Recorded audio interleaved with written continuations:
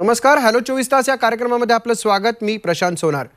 मार्च महिना चालू आहे, एप्रिल महिना चालू आहे, मे महिना चालू आहे. असं जर म्हटलं आपण तर एक विशेषतः प्रकर्षाने आपल्याला जाणवतं की शिक्षणाच्या संदर्भातला हा अत्यंत महत्त्वाचा असा काळ सुरू असतो, जेणेकरून मुलं आपली 10वीची असेल, 12वीची असेल किंवा विविध एंट्रन्स एक्झाम ज्या असतात त्या देण्यामध्ये गुंग असतात, त्या संदर्भात अभ्यास करत असतात आणि आपला एक प्रवेश किंवा करिअर जे निवडायचं असतं त्यामध्ये ते गुंतलेले असतात. त्याचबरोबर पालक देखील गुंतलेले असतात. आणि आज आपला असाच विषय आहे शिक्षणाच्या संदर्भातला हॅलो 24 तास या कार्यक्रमामध्ये. आणि यासाठी आपल्यावर तज्ज्ञ मार्गदर्शक देखील आले आहेत. आजच्या या विषयाचं नाव आहे ध्यास शिक्षणाचा राजमार्ग यशाचा. आणि यासाठी आपल्या स्टुडिओमध्ये आलेले आहेत दिनेश भीमाशंकर अनारसे सर. कार्यक्रमामध्ये आपलं स्वागत. नमस्ते. धन्यवाद. नमस्कार. दिनेश भीमाशंकर अनारसे हे स्वतः कैलासवासी BP पाटील कॉलेज ऑफ सायन्सचे समन्वयक म्हणून काम पाहतात. त्यांच्याच मार्गदर्शनाखाली कॉलेजचा सर्व कारभार हा सुरळीतपणे सुरू आहे. आणि आज या सायन्स कॉलेजचं नाव हे नाशिक जिल्ह्यामध्येच नव्हे तर संपूर्ण महाराष्ट्रात गाजतं आहे. याला कारण अनारसे सरांचे स्वतःचं एक कुशल प्रशासनाची पद्धत आहे हेच म्हणावं लागेल. दिनेश सरांचं शिक्षण हे मेकॅनिकल इंजिनिअरिंगपर्यंत झालेलं आहे. गेल्या 30 वर्षांपासून ते शैक्षणिक क्षेत्रामध्ये कार्यरत आहेत. कैलासवासी BP पाटील कॉलेज ऑफ सायन्सच्या माध्यमातून ग्रामीण भागातील विद्यार्थ्यांना JEE, नाटा, नीट, CET अशा विविध परीक्षांमध्ये यश मिळावं आणि त्यांचं स्वप्न पूर्ण व्हावं यासाठी ते पुणे, मुंबई, कोटा, लातूर अशा शहरांचा न परवडणारा खर्च करायला लावण्यापेक्षा पिंपळगावमध्ये असलेल्या या शैक्षणिक क्षेत्रातील अभिनव प्रयोग राबवणाऱ्या या कॉलेजच्या माध्यमातून त्यांनी विद्यार्थ्यांची स्वप्न ही साकार केलेली आहेत. या अभिनव प्रयोगशील कॉलेजमध्ये कशा पद्धतीने काम चालतं आणि शहरी भागातील विद्यार्थीसुद्धा या कॉलेजमध्ये प्रवेश घेण्यास का उत्सुक असतात या संदर्भातली माहिती आपण जाणून घेणार आहोत. काय असं वेगळेपण आहे त्यांच्याकडे की जेणेकरून ह्या सगळ्या गोष्टी अगदी सुलभतेने घडतात. दिनेश सर, तुमची संस्था ही साधारणतः 1942 साली म्हणजे स्वातंत्र्यपूर्व काळात बरोबर कार्यरत झाली. तर काय ह्या संस्थेविषयी आम्हाला जाणून घेणार आहोत. पूर्वी समाजधुरीणांनी कुठलाही व्यावसायिक हेतू न ठेवता मोलमजुराची, शेतकऱ्याची, गरीब कुटुंबातील विद्यार्थी चांगलं शिक्षण घेऊन स्वतःच्या पायावर उभे राहतील आणि समाजासाठी काहीतरी करतील ह्या हेतूने 1942मध्ये ही संस्था तत्कालीन कर्मवीर काकासाहेब वाघ आणि त्या काळचे अनेक धुरीणांनी ही उभी केलेली आहे. आणि तिथे त्या काळी विद्यार्थी असतील, पालक असतील, शिक्षक असतील यांनी अगदी दगडं वेचून, माती आणून तिथे स्वतः कष्ट करून ह्या इमारती उभ्या केलेल्या आहे. आज या शाळेतील अनेक थोर विद्यार्थी देशातीलच नव्हे तर जगातील अनेक नामवंत संस्थांमध्ये मोठ्या मोठ्या पदांवर काम करत आहेत. याचा आम्हाला परिसराला आणि नाशिक जिल्ह्याला, संस्थेला नक्कीच अभिमान वाटत आहे.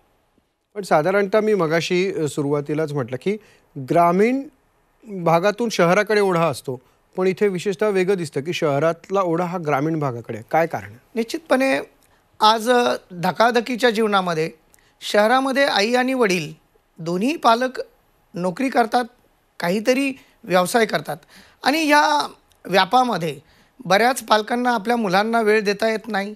शैक्षणिक पद्धती आता प्रचंड कॉम्पिटिटिव्ह झालेल्या आहेत.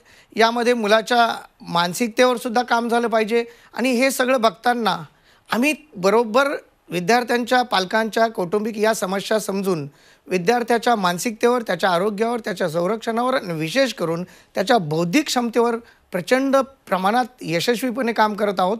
आणि त्यामुळे ग्रामीण भागातील तर आहेच, परंतु शहरातून सुद्धा अगदी पुणे, मुंबई, नाशिकमधून सुद्धा मोठ्या प्रमाणाने विद्यार्थी इथे प्रवेश घेत आहेत. BP पाटील कॉलेज ऑफ सायन्सच्या व्हिज्युअल्समध्ये आपण पाहतोय शेजारी असलेल्या खिडकीमध्ये म्हणायला हरकत नाही, तर त्यामध्ये असं दिसतंय की बऱ्याच वेळा मुली जास्त शिकताना इथे दिसत आहेत. काय कारण आहे मागचं? अगदी बरोबर. मुली आज सोशल मीडियाच्या जाळ्यामध्ये अटकून मुलं जे करिअर करण्याचं जे वय आहे 9वी, 10वी, 11वी, 12वी आणि अगदी त्याच वयामध्ये या सोशल मीडियाच्या आहारी गेल्यामुळे अनेक पालकांना मुलांना शिकवावं की मुली त्यांच्यावर लक्ष ठेवावं या द्विधा मनस्थितीत पालक असतात. आणि त्यातल्या त्यात मुली म्हटलं की आई असेल, वडील असेल किंवा कुटुंबातील प्रत्येक घटक एक काळजीत असतो मुलीच्या बाबतीत. आमच्या इथे मुलीला आपली मुलगी समजून तिला नुसतंच तिची काळजी नाही तर ती तिच्या पायावर सक्षमपणे कशी उभी राहील, तिची आरोग्याची, तिच्या संरक्षणाची पूर्णपणे काळजी घेतल्या जाते. मुळी आमचं कॉलेज मोबाईल फ्री कॉलेज आहे. कदाचित देशातील अशा खूप कमी संस्थांपैकी आमची एक संस्था आहे आणि याला पालकांचा, विद्यार्थ्यांचा भरभरून प्रतिसाद मिळत आहे आणि म्हणून मुलींचा काळजीपोटी पालकांचा ओघ अतिशय जास्त आहे. तुम्ही आता बोलताना म्हणालात की मोबाईल फ्री म्हणजे नक्की काय? मोबाईल फ्री म्हणजे मुलांना असंही वाटायला नको की आम्ही सोशल मीडियापासून अगदीच दुरापास्त आहोत.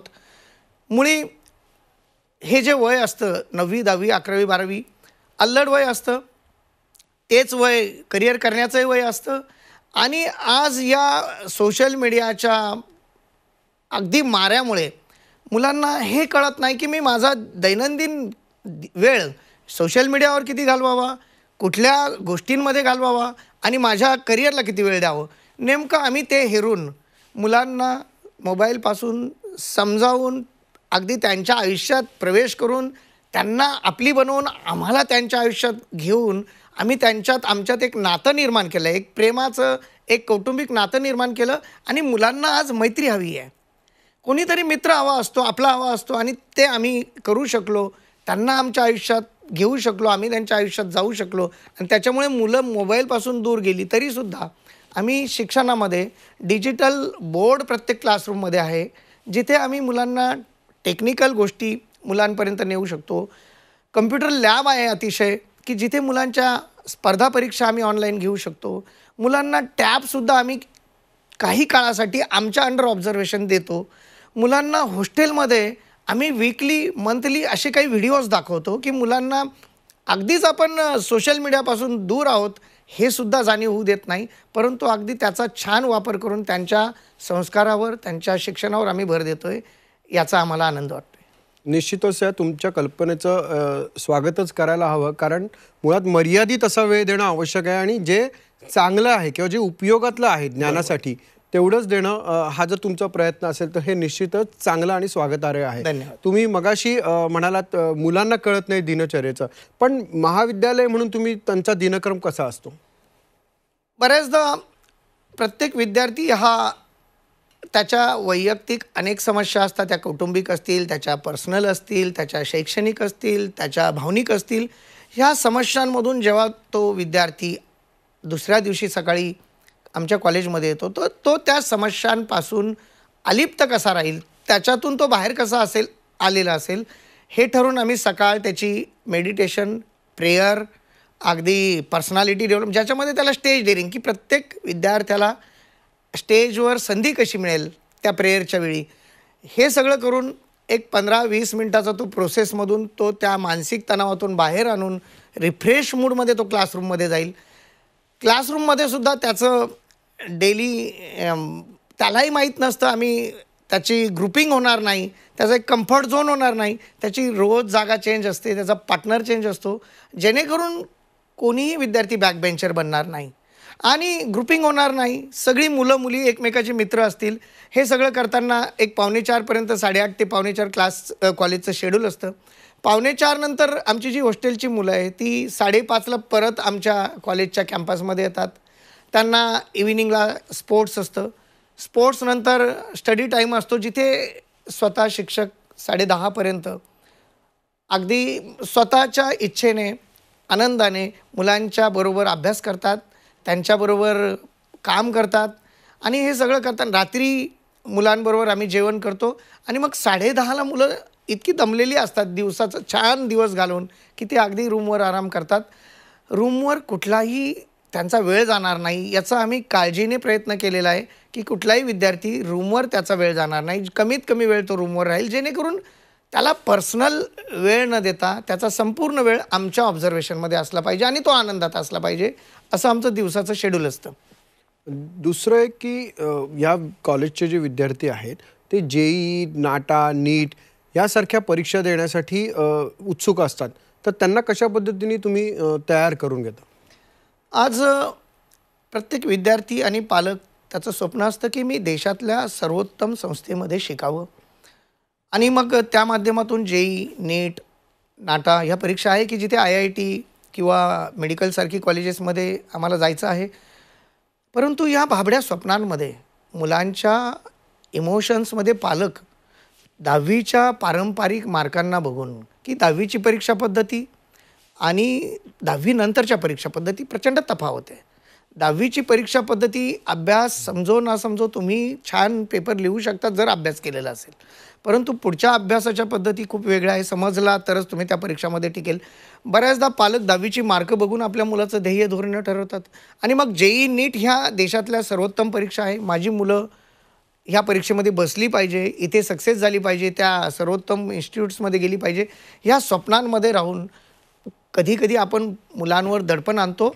आणि या दडपणामध्ये मला वाटतं ज्या मुलांना सर्वोत्तम अभ्यास अगदी सर्व गोष्टींना, कलागुणांना, सर्व सुखाला त्यागून आनंदाने जर जेई नीट सारख्या स्पर्धांमध्ये उतरायचं असेल, 2 वर्ष कुठलाही आपला वैयक्तिक वेळ इतर गोष्टींमध्ये न घालवता पूर्ण फोकस्ड शिक्षकावर अंधविश्वास ठेवून जर काम करणार असेल आणि शिक्षकाने सुद्धा त्या विद्यार्थ्यांबरोबर प्रामाणिकपणे काम करणार असेल तर मला वाटतं जेई नीट हे अवघड नाही.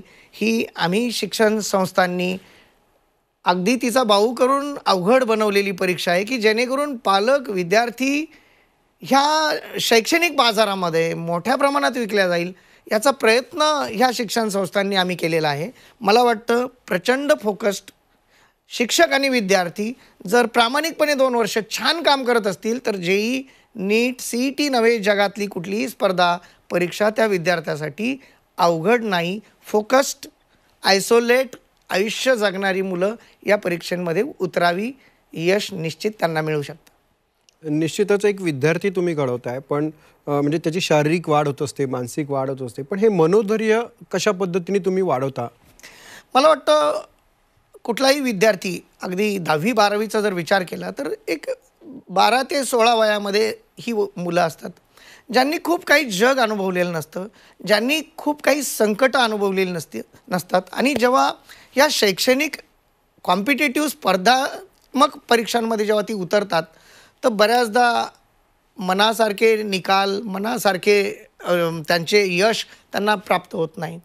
बऱ्याचदा हा अभ्यास करताना अनेक आजूबाजूच्या सराउंडिंगने त्यांना आकर्षित केलं जातं, तिथे ते स्वतःला रोखू शकत नाही. डिस्ट्रॅक्शन असतं, सोशल मीडियाने त्यांच्यावर इतकं प्रचंड प्रभाव टाकला आहे. ह्या सर्व गोष्टींमधून स्वतःला आयसोलेट ठेवणं हा एक फार अवघड प्रश्न मुलांसाठी बनलेला आहे. जर मला वाटतं मुलांना अगदी त्यांच्या मित्र बनून, त्यांचा सखा बनून, त्यांच्या सुखदुःखांना आपण जर सामील झालं तर मला वाटतं मुलं यश अपयशाचा विचार न करता त्या स्पर्धेचा आनंद लुटतात आणि मला वाटतं प्रत्येक विद्यार्थी त्या आनंदामध्ये एक सुंदर करिअर प्राप्त करू शकतो. हे एक त्या परीक्षेचं गमक आहे असं मला वाटतं. तुम्ही मगाशी बोलताना सांगितलं की फोन बंदी तुम्ही ठेवलेली आहे किंवा फोनचा मर्यादित वापर आपण त्याला असं म्हणू शकतो. तर हा भाग जसा ठेवला आहे तसंच तुमच्याकडे कॉलेजमध्ये प्रयोगशाळा आहेत किंवा स्पोर्ट्स ॲक्टिव्हिटीज आहेत, CCTV आहे, इवन कॅन्टीनचं म्हणजे खाण्याच्या संदर्भातलं सुद्धा तुम्ही विचार केला आहे. तर अशा कशा पद्धतीच्या सुविधा तुमच्याकडे आहे? सर्वात महत्त्वाचं म्हणजे आमच्याकडे हॉस्टेल जे आहे ते 1960 मध्ये बांधलेलं अगदी दगडी बांधकाम आहे आणि अतिशय सुंदर इमारत आहे. आमचं निसर्गरम्य असं गाव आहे नाशिक जिल्ह्यामध्ये, जिथे 12 महिने अतिशय सुंदर असं वातावरण असतं. या वातावरणामध्ये आल्हाददायक वातावरण असल्यामुळे स्वाभाविकच थकल्यासारखं कधी जाणवत नाही. मुलं नेहमी ऊर्जात्मक वातावरणात असतात आणि इथे शुद्ध पौष्टिक असं जेवण आमच्या कॅन्टीनमध्ये दिलं जातं.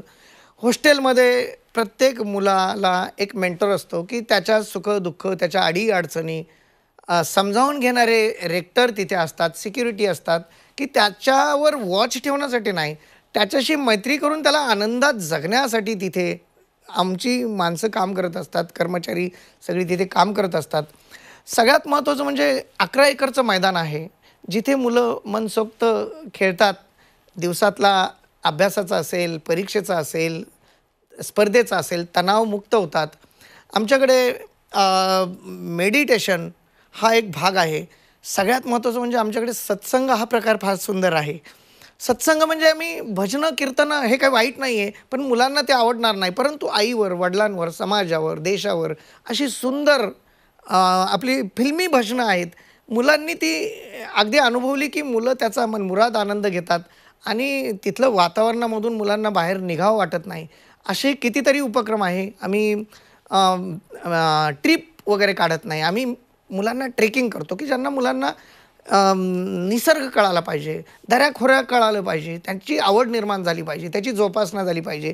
म्हणून वार्षिक आम्ही ट्रेकिंगसारखे उपक्रम राबवतो, जिथे अगदी मुलीसुद्धा रोप रॅपलिंग म्हणजे अगदी 200 फूट खोल दरीमध्ये मुली अगदी स्वतः उतरल्यानंतर जो आपला अनुभव घेतात ताकदीचा, तो आमच्यासाठी फार वेगळा असतो. अशा कितीतरी ॲक्टिव्हिटी. सर्वात महत्त्वाचं मला सांगायला आवडेल, प्रत्येक विद्यार्थी शैक्षणिक स्वप्न घेऊन शिक्षण संस्थांमध्ये प्रवेश घेतात, परंतु त्याचा तो निर्णय योग्यच असेल असं नाही. पण आमचा एक निश्चय असतो, की त्या मुलामध्ये निश्चित चांगली कुठली तरी गोष्ट असेल. शिक्षणात तो नसेल ठीक, त्याचे निर्णय चुकीचे असतील त्याने घेतलेला, परंतु त्याच्या जीवनातलं स्किल्स शोधून त्या स्किल्सला त्याच्या प्रोफेशनमध्ये कसं रूपांतरित करता येईल, हा आमच्या कॉलेजचा प्रचंड महत्त्वाचा मुद्दा आहे.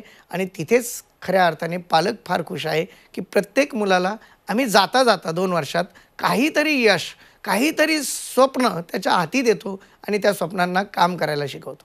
हे तर तुम्ही आता वर्तमान काळाबद्दल सांगितलं, पण भविष्य काळाबद्दल काय सांगाल, की कुठल्या पद्धतीच्या योजना तुम्हाला त्यासाठी कार्यान्वित करायच्या आहेत?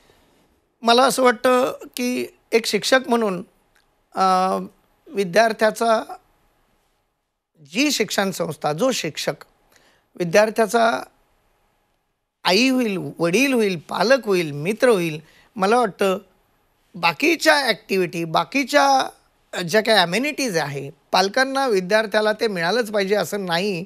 परंतु मला वाटतं त्या विद्यार्थ्याच्या आयुष्यात मित्र बनता आलं, त्याचा सखा बनता आलं, त्याचा गुरु बनता आलं, त्याचे वडील बनता आलं, तर त्याच्यासारखी ॲमेनिटी मला वाटतं कुठलीही संस्था देऊ शकत नाही. तरीसुद्धा विद्यार्थी आमच्याकडे आल्यानंतर त्याच्या जीवनामध्ये एकतर स्पोर्ट्स किंवा आर्टिस्ट किंवा शैक्षणिक किंवा आणखी कुठलं तरी करिअर त्याला देण्यासाठी असं एकही ॲक्टिव्हिटीचं स्रोत आमच्याकडे नसेल, असा आम्ही 5 वर्षानंतर नसेल. आम्ही 5 वर्षानंतर आमच्याकडे प्रत्येक क्षेत्रात तो विद्यार्थी-विद्यार्थिनी काहीतरी करिअर करेल असे सर्व सोर्सेस आम्ही उभे करण्याचा प्रयत्न करत आहोत. त्यामध्ये ग्राउंड्स ॲक्टिव्हिटी असतील, इंडोर ॲक्टिव्हिटी असतील, आर्टिस्टच्या फील्डशी रिलेटेड ॲक्टिव्हिटी असतील किंवा सामाजिक, शैक्षणिक, राजकीय कुठल्याही क्षेत्रातला विद्यार्थी आमच्याकडे तयार हो, ही आमचा प्रयत्न असेल आणि त्या दृष्टीने आम्ही प्रयत्न करतो.